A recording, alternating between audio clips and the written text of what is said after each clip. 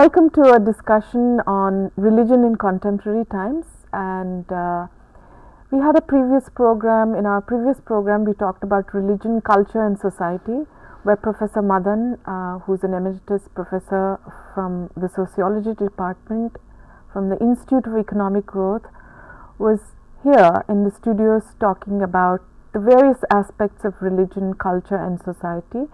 In a very general sense, he talked about how religion manifests itself in different societies and different religions, and how religion has over the years changed, and how certain processes in societies have intervened to color the religious practices. He talked very specifically about secularization.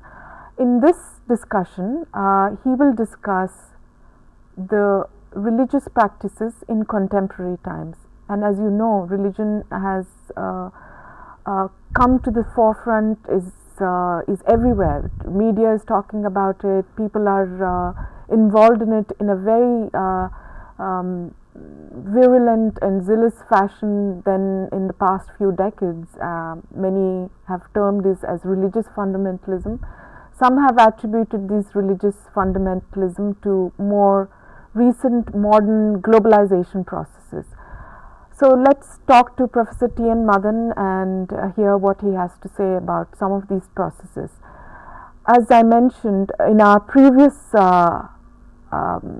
discussion, we ended up with the secularization process, and to bring a continuation to where we left, I would like to ask Professor T.N. Madan, who's here with us in the studios, and let me first thank him for coming to the studio.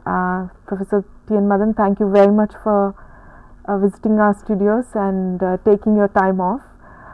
I would like to bring the discussion back to contemporary times, and I would like to ask you, how is religion and secularization processes, how would you see religion and secularization processes in the context of Indian society? Well, thank you. Yes, I remember we concluded the previous discussion by introducing the idea of secularization. You introduced this idea and I tried to respond to it. Now, secularization, as we noted the previous time, it certainly began in the West. Yes. But it's a worldwide phenomenon now, and it affects different societies differently. It doesn't necessarily have the same significance or consequences or even connotation in every society as it has in the West. Actually, in the West itself, if you compare and contrast Europe and America, America has a secular state, but it's a very religious society. I tease my American friends by telling them that theirs is a religion intoxicated society. Yeah. But Europe, and people speak about European exceptionalism, that Europe does not represent to the rest of the world its future in terms of secularization. But Europe is exceptional, and religion continues to be a very important part of the lives of the people all over the world. Take India, for instance. Naturally, India means more to us than other societies. Take the 2001 census. According to that, less than a fraction of 1% of the people said that they did not have a religion. Now, here is a society then in which religion can hardly be said to be something that is receding, that's going out of the center stage. Let me give you an even more recent. 2001 is nearly 10 years ago. 2 or 3 days ago, we had a swearing-in ceremony when Dr. Manmohan Singh, along with 18 or 19 people, took the oath of office. Of these 19 people, 12 took the oath of allegiance to the Constitution of India, which is said to be a secular constitution. 12 of these 19 people swore in the name of God, and this includes Manmohan Singh himself. So this should, put to rest this rather spurious thing that what we have to do is to make a choice between being religious and secular. You can be both, and we have to understand how that is possible. Now take the Constitution of India. When it was originally framed and adopted, the word secular in the sense of something other than religious did not occur in it. Secularism did not find a place in the Constitution. It was only in 1976 that the word secular was introduced into the preamble of the Constitution. Then what did the Constitution have? It had the idea of freedom of religion. Articles 25 to 30 of the Constitution of India give people, Article 25 specifically gives the people of India the fundamental right of believing, practicing and propagating a religion of choice. So the processes of secularization, they proceed apace, but that does not mean that they do so at the cost of religion everywhere, in every form, and in every sense of the word. There is also a certain resurgence of religion. For instance, when a lot of people, sociologists have shown that when people travel from rural areas to urban areas in search of work, these migrants face a situation in the cities which is alien, which is strange, which is stressful. They sleep on pavements, they work for small wages, they are separated from their families. This often leads to intense religiosity, because people look for some emotional and psychological support. And so you have this intense urban religiosity. Or we have seen how the middle class in India travels now, and very often the destination is a place of religious significance. It's a kind of a religious tourism. The employers give you paid year off or paid month off, or they give you various kinds of concessions by paying for your travel. So people go to places of worship, and Delhi is a place from all over India. This place is a crucial point in the pilgrimages into places like Jammu, Santoshi. This is not Santoshi, but this is Vaishnav Devi. Vaishnav Devi, yes. But I mentioned Santoshi, but 20 years ago we had a cult of Santoshi. Yes. So there's a great deal of religious activity which goes on in the form of pilgrimages, new goddesses, new cults, new gurus. Look at the number of gurus we have today. Some of them may try to present what they are telling us in a very secular idiom, like Swami Ramdev, who says his whole concern is with greater degree of health. But there are others who have a very broad religious message. So religion survives, but it survives alongside of an expanding scope for secular knowledge. If you're ill, you'll go to a doctor, not to a priest. If you want to increase your productivity, you don't perform magical rituals. You use fertilizers, you use high-yielding varieties of seeds. Secular institutions multiply, secular knowledge expands. technology expands, but religious symbolism also survives. I have been so struck by the fact that in many hospitals in Delhi, there are little religious shrines. Absolutely.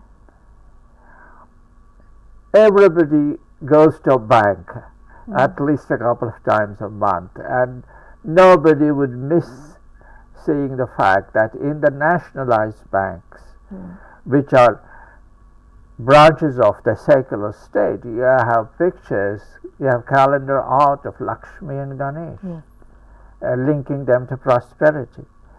Bhumi pujas, all the time. You have the president, the prime minister, chief ministers, governors doing Bhumi pujas, which is a religious ritual. So the two things are going together. That on the one hand, secular knowledge, secular techniques, secular institutions, they're expanding. And religious authority, religious institutions are being reshaped, being transformed, rather than totally displaced. It's a process of juxtaposition rather than a process of displacement. But then that's what modernization is all about. Modernization is not starting on a clean slate. You did mention that there is a resurgence of religion, and you mentioned the fact of you gave the small incidents of migration to urban areas as one of the factors to the resurgence or the articulation of religious sentiment, at least in the urban areas. Would you say some of the modern processes like globalization, or call it whatever, are making religion come back with a much more stronger force than before? How would you relate globalization with rising fundamentalism in religious practices? I see a very close connection there. But allow me to build a slight background to this. We're speaking as sociologists. Now, sociologists in the late 19th century and early 20th century were convinced that religion was vanishing. Every intellectual thought that was happening. Poets, dramatists, novelists, everybody wrote about it. I remember the English poet Matthew Arnold. He spoke about the retreating roar of religion. So everybody was convinced that religion was gone. People like Bertrand Russell, among philosophers, for instance, he talked about the arrival of reason and rationality. And this went on the first half of the 20th century. But after the end of the Second World War, things started to change. And gradually the straws in the wind became big movements. And we had the counterculture movement in the West, in France, in America. What was the counterculture movement about? It was about a search for meaning in life. Now, I mentioned the founding fathers of sociology. Let me go back to them for a minute. Karl Marx said, religion is going. It will go by itself if you change the economy, the mode of production. The capitalist mode of production needs a religion like Protestant Christianity. If you change this mode of production, religion will go. Religion is false consciousness. Religion is illusion. Yes. It's a justification for the status quo. So he thought religion would go, and it was good riddance for him. But others like Max Weber and Durkheim, they also were convinced that religion was going, but they were not sure of the significance of this. Max Weber was particularly agonizing about it, because he said that the decline of religion would mean the loss of meaning. Religion provides meaning to human existence. So he was very pessimistic. He said, using almost religious phraseology, he said the peculiar fate of our times is that religion retreats into the privacy of our lives. I was talking about privatization the last time we spoke about this subject. Durkheim was convinced religion was going, but he wasn't convinced that the function which religion performs in society, providing the basis for social solidarity, could be dispensed with. So he spent the best part of his life teaching education. He thought secular education was the answer to the question. The point I'm trying to make is that the first half of the 20th century, there was nobody who could be said to be in his senses, who did not believe that religion was on the way out. But after the 1960s, there was a resurgence. So we talked about Santoshi Ma. Santoshi Ma belongs to that period, actually, the 1970s. And so all over the world, there was some sign of dissatisfaction with a culture, with a civilization which was technological, which was exploitative of nature. Max Weber had warned in 1905 that technological civilization will become a kind of a game, a kind of a sport, which will go on until the last ton of fossilized fuel is burnt out. He said that in 1905. So what we see happening is religion is coming back. Many people will say it never went out. But okay, whichever way you put it. When Kennedy was inaugurated as a president, his speech contained many references to God. The civil rights movement in America, led by Martin Luther King, it derived its legitimacy from the notion of all human beings being the children of one God. In South Africa, for instance, the fight against apartheid, it gained considerable momentum and strength from the support of the Catholic Church, from Bishop Tutu, who later on became a Nobel laureate. So what we see happening in the 1970s, 1960s and 1970s is a return of religion. It's happening everywhere. And then it's very strange how the year 1978 emerges as a year when a number of things happened in a number of countries which all added up to one thing. 1978-79 was the year of the Iranian Revolution. That was a turning point in some ways. It was a turning point, absolutely. It was a turning point. It was a revolt against the enforced secularization and modernization of Iranian society under the overall supervision, as it were, of the king, of the Shah. So there was this revolt against secularization and modernization and westernization, which was one package. Many Iranian intellectuals called it Westoxication, stricken by the West. The Persian word is garb zadagi, to be stricken by the West. Okay, 1978, the Catholic Church in Poland backed the solidarity movement against the communist state. 1978, the Nicaraguan revolution in South America, the emergence of liberation theology, which was a coming together of Marxism and Christianity. So what's happening? Religion is coming back, but with two faces, as it were. The Iranian Revolution was bloody. It was vengeful. The idea of intolerance of dissent, intolerance of pluralism, these all marked the Iranian Revolution. I remember visiting Tehran after the revolution, and in one of the major city squares I saw a fountain, water fountain, with red colored water, which was lit up at night, and it was called the fountain of the blood of martyrs, the symbolism of blood, of taking revenge, of considering the blood of martyrs as something sacred. We were talking about the sacred. So there is a dark side of revenge and punishment. There's a bright side of pulling down an intolerant state in Poland.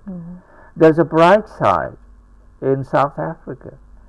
There's an uncomfortable side in India. 1978 was when the intolerance of Bhindranwale against the Nirankaris first came to light in the form of street protests and so on. Now, the point I guess one can make here is religion comes back to the public square. It comes back as a liberating force, and it comes back